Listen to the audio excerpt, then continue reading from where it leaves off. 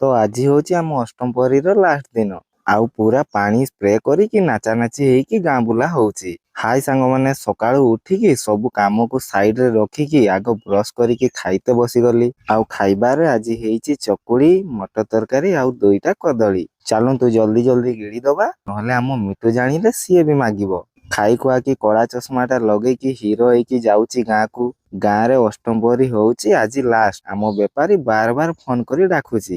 ଗାଁରେ ପହଞ୍ଚିଲା ପରେ ବିକ୍ରମ ଲଙ୍ଗଳା ହେଇକି କହୁଛି ଗାମଛାଟା ଟିକେ ପିନ୍ଧେଇ ଦେ। ଶଳାର ଲାଜ ମାଜ କିଛି ନାହିଁ, ରାସ୍ତା ଉପରେ ଲଙ୍ଗଳା ହେଇଯାଉଛି। ମୁଁ ବି ପିନ୍ଧା ଜାଣେ ନ ଜାଣେ ଯେମିତି ସେମିତି ପିନ୍ଧେଇ ଦଉଛି। ଆମ ବେପାରୀର ରୂପଟା ଟିକେ ଦେଖନ୍ତୁ, 3 ଦିନ ଉପାସ କରିକି ହାଉରି ଶୁଖି ଯାଇଛି। ୟୁଟ୍ୟୁବ ଦେଖି ଦୁକା ଯାହା ହଉ ଠିକ ଠାକ ପିନ୍ଧେଇ ଦେଲି।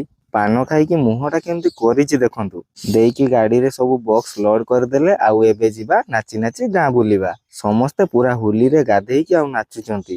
ଗାଁକୁ ଆସିଲେ ସମସ୍ତଙ୍କ ସହ ମିଶିକି ବହୁତ ମଜା ଲାଗେ। ଆଗରେ ସବୁ ଝିଅ ପିଲା ପାର୍ଟି ଆଉ ପଛରେ ସବୁ ପୁଅ ପିଲା ପାର୍ଟି ନାଚୁଛନ୍ତି। ଆଉ ଟିକେ ମୋ ରୂପଟା ବି ଦେଖନ୍ତୁ, ମତେ ବି ହୋଲିରେ ପୁରା ଗାଧେଇ ଦେଇଛନ୍ତି। ସବୁ ଅଭିର ହୋଲି ଦଉଛନ୍ତି ବୋଲି ମୁଁ ଆଉ ବିକ୍ରମ ଦୋକାନ ଆସିଲେ ମୁଣ୍ଡ ଫଟା ହୋଲି ନେଇକି ଯିବା।